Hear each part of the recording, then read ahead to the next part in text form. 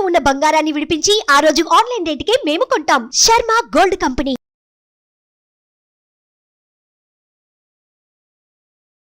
నమస్తే, welcome to Suman TV. నేను మీ యామ్ని. ప్రస్తుతం మనతో ఉన్నారు ప్రముఖ ఆధ్యాత్మికవేత్త, ప్రముఖ జ్యోతిష్య వాస్తు పండితులు బ్రహ్మశ్రీ డాక్టర్ నాయకంటి మల్లికార్జున శర్మ గారు ఉన్నారు. గురుగారితో మాట్లాడి మనకున్న సందేహాల గురించి అడిగి తెలుసుకుందాం. నమస్కారం గురుగారు. నమస్కారం అమ్మ. గురుగారు, ఇప్పుడు ఆగస్టు 16 నుంచి అండి రవి మార్పు వల్ల అసలు మిథున రాశి వారికి ఏ విధంగా ఉంటుందండి? తప్పకుండా అమ్మ. ఓం శ్రీ గురుభ్యో నమః. ఓం ఆదిత్యాయ విద్మహే సహస్రకిరణాయ ధీమహి తన్నో సూర్య ప్రచోదయాత్. అంటే సూర్య భగవానుడు ఎప్పుడూ కూడా అనుగ్రహం అనేది ఉండాలి. సూర్యుడి యొక్క అనుగ్రహం అనేది ఉంటే ఆరోగ్యం బాగుంటుంది, అంటే ఉద్యోగంలో భద్రత ఉంటుంది, ఉద్యోగం ద్వారా డబ్బులు సంపాదించుకునే అవకాశాలు ఎక్కువగా ఉంటాయి. అంటే కుటుంబాన్ని కూడా పోషించగల సత్తా అనేది రావడానికి ఏంటంటే సూర్య భగవానుడి యొక్క అనుగ్రహం అనేది ఉండాలి. అంటే షట్ 3 దశస్థో భానువు అన్నారు. అంటే సూర్యుడు గోచారీత్యా 3, 6, 10, 11 స్థానాల్లో సుఫలితాన్ని ఇస్తాడని మనకి శాస్త్రంలో గోచారం చెప్పబడింది. అయితే సూర్య భగవానుడు 365 రోజుల తర్వాత తన సొంత రాశికి వచ్చాడు, సింహరాశికి. ఎప్పుడో పోయిన సంవత్సరం వచ్చాడు సింహరాశికి, మళ్ళీ ఇప్పుడు రావటం జరిగింది. అంటే తన సొంత రాశికి ఎప్పుడైతే ఆగస్టు 16వ తారీఖు రాత్రి 7:44 మఖా నక్షత్రం 1వ పాద ప్రవేశంతో ఇక్కడ ఇదే శుక్రవారం రాత్రి ప్రారంభం అవుతాడు. అలానే సెప్టెంబర్ 16వ తారీఖు రాత్రి అంటే సోమవారం రాత్రి 7:42 వరకు ఉంటాడు. అంటే 30 రోజుల కాలం. అంటే దీన్ని సింహ సంక్రమణం అంటారు. ఈ సింహ సంక్రమణ కాలంలో మరి ఆరోగ్యరీత్యా కానీ, జయాలు కానీ, అపజయాలు కానీ, శరీర సౌఖ్యం కానీ, ఉద్యోగం కానీ, నిరుద్యోగులు కానీ, అధికారుల యొక్క ఆలోచనలు కానీ, ఆగ్రహాలు కానీ, అనుగ్రహాలు కానీ ఏ విధంగా ఉంటాయో మనం తెలుసుకుందాం. గోచారరీత్యా మిథున రాశి వాళ్ళకి తృతీయ స్థానంలో తృతీయ స్థానం రవి యొక్క సంచారం. అంటే తృతీయ స్థానంలో ఏదైతే రవి యొక్క సంచారం వల్ల ఏ విధంగా ఉండబోతుంది, ముఖ్యంగా ఏ విధంగా ఉండబోతుందో మనం చూస్తే, తృతీయంలో రవి మంచివాడు.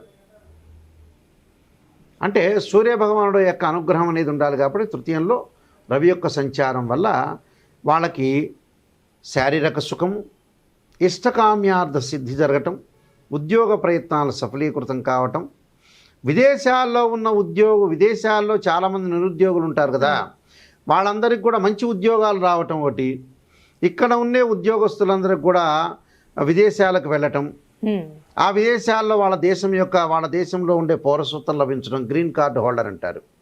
అంటే శని యొక్క ప్రభావం అనేది సింహ సంక్రమణం జరగటం వల్ల, అంటే సింహ సంక్రమణం అంటే ఏమీ లేదు, రవి ఒక్కొక్క రాశి నుంచి మారుతుంటే ఆ సంక్రమణం ఏర్పడుతుంది. సింహరాశిలో ఉంటే సింహ సంక్రమణం అని, కర్కాటక రాశిలో ఉంటే కర్కాటక సంక్రమణం, కన్యా రాశిలో ఉంటే కన్యా సంక్రమణం అంటారు. ఏ రాశికి ఇప్పుడు సింహ సంక్రమణం జరిగింది. సింహం ఏంది, సింహరాశ్యాధిపతి రవి తన ఓన్ హౌస్కి వచ్చి చేరాడు సంవత్సరం తర్వాత. మరి ఎలాంటి ఫలితాలు ఉన్నాయని అందరూ తెలుసుకుంటారు కదా. ఉత్సాహము, బంధుమిత్రులతోటి కలయిక. అంటే గతంలో ఏదైతే బంధుమిత్రులతో గొడవలతో ఉన్న వ్యక్తులు, అలాంటి వాళ్ళందరూ కూడా బంధుమిత్రులతో కలయిక కలుస్తుంది. ఆర్థిక సమస్యలన్నీ కూడా తొలగిపోతాయి, ధనప్రాప్తి కలుగుతుంది, సంతాన మూలకంగా సౌఖ్యం లభిస్తుంటుంది. ఏ ప్రయత్నం చేసినా కూడా ఆ కార్యక్రమాల్లో విజయం లాభించే అవకాశాలు ఎక్కువగా ఉంటాయి. అంటే రవి మార్పు వల్ల అండి ఎలాంటి విషయాల్లో జాగ్రత్త అంటూ వహించాలి? జాగ్రత్త అనేది ఏమీ లేదు, కానీ వాళ్ళకి అంతా కూడా సుఫలితాలు జరిగే అవకాశాలు నిజంగా. మూడో స్థానంలో నిందా చెప్పే శ్లోకం షట్ 3 దశస్థో భాను అన్నాయి. అంటే ఇక్కడ 3 అంటే ఏంటంటే 3 అని అర్థం.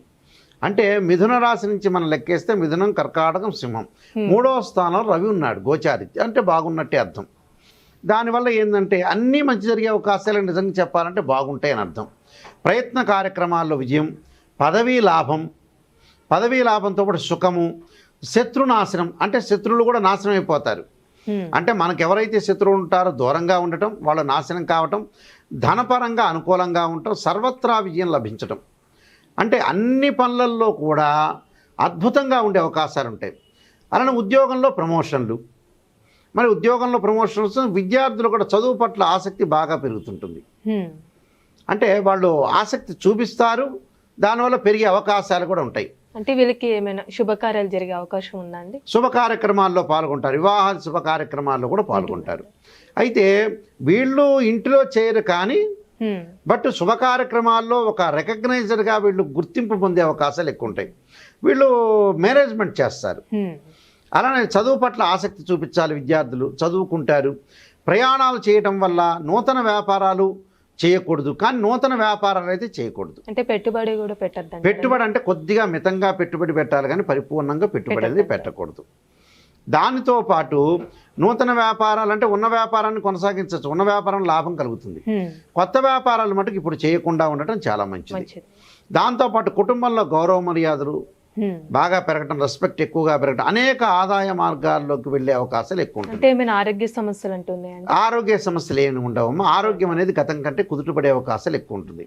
అంటే సరైన సమయంలో సరైన నిర్ణయం తీసుకునే అవకాశాలు ఉంటాయి. అలానే పదవి చేరటం ఒకటి, గౌరవ మర్యాదలు బాగా పెరగటం, ఉన్నత స్థాయికి వెళ్ళాలనే అభిప్రాయాలు కూడా బాగా ఎక్కువ వస్తాయి. స్త్రీలకు కూడా ఉద్యోగంలో మళ్ళీ చేరే అవకాశాలు ఎక్కువ ఉంటాయి. స్త్రీలు అంటే మంచి ఉద్యోగంలో చేరతారు, గౌరవ మర్యాదలు పెంచుకుంటారు. అలానే ఆరోగ్యపరంగా గతం కంటే ఏదైతే ఆరోగ్యం ఉంటుందో అది కుదుటపడే అవకాశాలు ఎక్కువ ఉంటాయి. అంటే ఆరోగ్యం అనేది కుదుటపడటం ఒకటి, పీడ కలలు తగ్గటం ఒకటి. అలానే ఎవరితో అయినా సరే గతంలో మనం గొడవలు పడిన వ్యక్తులు కూడా మన దగ్గరికి వచ్చి మంచిగా ప్రవర్తించే అవకాశాలు ఎక్కువ ఉంటాయి. అంటే ఇవన్నీ కూడా క్యారెక్టర్ పరంగా అనుకూలంగా ఉంటుంది. ఇక్కడ వీళ్ళకి ఏమిటి అని అంటే తృతీయ స్థానంలో రవి యొక్క సంచారం అనేది చాలా మంచిది. సూర్య భగవానుడు ఖచ్చితంగా మంచి చేస్తాడు వీళ్ళకి.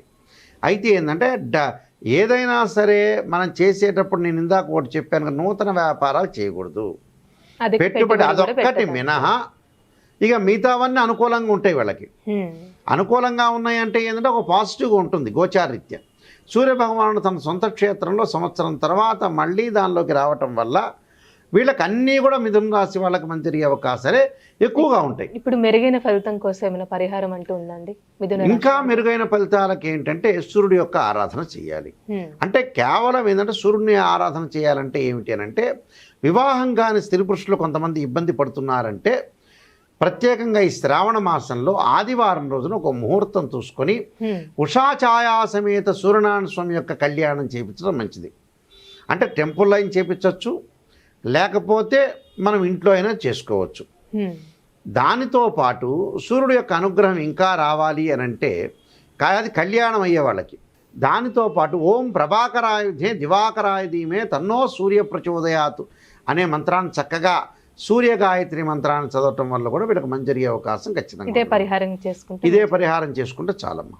చాలా చక్కగా తెలియజేస్తారండి. ధన్యవాదాలు. నమస్కారం అండి. సుమన్ టీవీలో మీ పర్సనల్ అండ్ బిజినెస్ ప్రమోషన్స్ కోసం కింది నెంబర్కి కాంటాక్ట్ చేయండి.